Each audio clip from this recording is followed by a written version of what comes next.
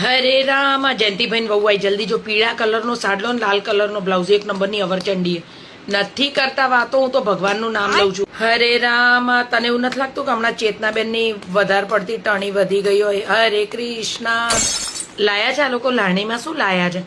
મેં કાલ સ્ટીલના ડબ્બાના ભાવ પૂછતા જોયા હતા કાંધિયા જેવા બોલ અલી 150 રૂપિયાના ડબ્બા જોતા હતા મોયા. હરે રામ પેલી જયેશભાઈ છોકરો નહીં કોકને લઈને ભાગી ગયો. હરે કૃષ્ણ નથી કરતા વાતો બાપા.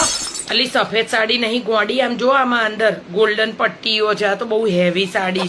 હરે કૃષ્ણ અમારા બાજુ પેલા નવા ભાડુઆ થાય ને ધણી ધણિયાણી તો ઉભા નથી બનતું. હરે રામ હરે કૃષ્ણ અલી રોજ બાજે તું જોવે ને તો રોજ લોન વાળા ને બધા બેંકો વાળા આવે. હરે કૃષ્ણ હરે રામ અલી હું તો કઈ લાણી માટે આવતી જ નથી. જો હું તને કહું એ હાલો ગરદણી ચા તો પીવડા. છેલ્લે પેલ સુમનભાઈ ત્યાં હતા ને ભજન તો બધાને માટે ગાંઠિયા ને એવું લાયા હતા બહુ મસ્ત. હરે કૃષ્ણ શું રાખ્યું પ્રસાદમાં? સુખડી જેવી સુગંધ આવેલી.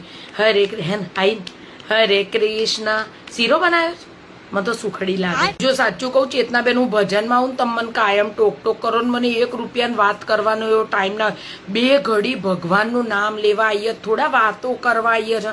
તમને તો એવું જ લાગે છે હું તો વાતો કરવા જાઉં છું. મેં કરી તાર જોડ વાત ત્યાર શું હારું એડો ગરધણી કો હારી ચા બનાવે. આદુ નાખજો અલા હમણાં ભૂલી ગયા હતા. આદુ સરસ